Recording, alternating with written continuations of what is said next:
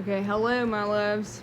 This is part 3 of the reading that I'm doing for today. So, the final card that we have is the Eight of Swords. So, let's see what the Eight of Swords says.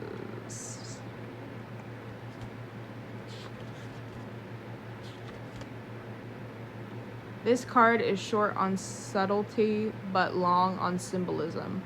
Well, you're tangled up all right. All those feelings of entrapment, of restriction, are distracting you from seeing things clearly and facing the facts. It's leaving you feeling isolated and vulnerable. You can break out of this, look inward, take responsibility, and face the music, and you'll see a path forward. I think that this whole reading has to do with... I'm trying to think of how to explain this in a way that is not going to sound super blunt, but I'm gonna make it blunt because there is no sugarcoating this. You got trust issues, and because of those trust issues, every single time it's come around the time that you're ready for this relationship to come in, whether it be questioning your own worth, whether it be questioning that you're ready, whether it be that you're scared that you're going to be hurt again, even though the universe has told you not in the way that you've been hurt all these other times. I can't confirm for everybody that you're not going to get hurt. That comes with love. But I'm saying, like, the cheating and the psychological abuse and emotional abuse and whatever else, that is not something you're going to be dealing with this time around. But I think it's basically telling you to take a step back, acknowledge the feelings that you're feeling, but to not let your anxiety control you. Because I think with certain parts of your sexual trauma being brought up, maybe previous relationships being brought up, just a lot of feelings to be felt, I think that there's a lot of cards in here that talk about making sure that you practice gratitude, that you acknowledge how far you've gotten in your healing, that you you stop being so jumbled in your thoughts and so much in your head, that you just let things flow the way that they're the way that they're supposed to flow, that you're ready. And yes, it's scary. It's scary to put yourself out there again. It's scary to let people into your heart space again. And that's not to say that there's not going to be a lot of things that get brought up that are going to be hard to deal with. But the person that's coming into your life, they value clear communication as much as I'm guessing you do. So when these problems get brought up, or when you're feeling what you're feeling, there are going to be times where you work on your own, and you just acknowledge that these are the things that I'm feeling, give them their time and space, and move on. But there are going to be times where you're going to be able to come to this person and basically express to them what's happened before and the things that you're needing to work through and what it is that you need in this relationship coming forward, because that's going to be very important for the foundation of the relationship that you make.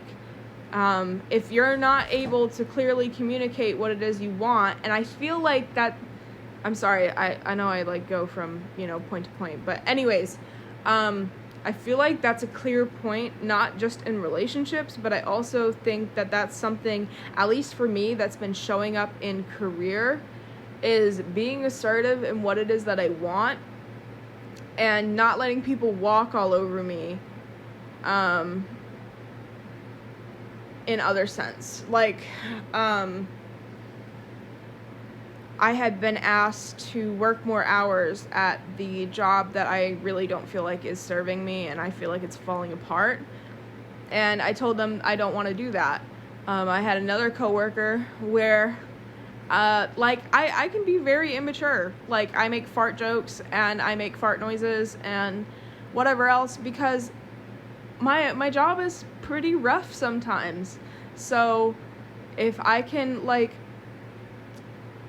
spread some light or, make people laugh a little and whatever else, like, I'm gonna do that. And this one lady, she's like, oh my God, how old are you? Like, that's so immature. And I didn't even mean to hurt this lady's feelings, but I pretty much was like, I mean, I'd rather do that and be myself than be miserable my whole life.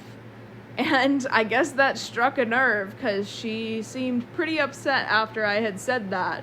But I think that falls into the dream that I had where the garage door is coming down on that energy, so they're not like sucking out this energy from me anymore. Like, I'm not allowing people to control my energy the way that I used to all the time.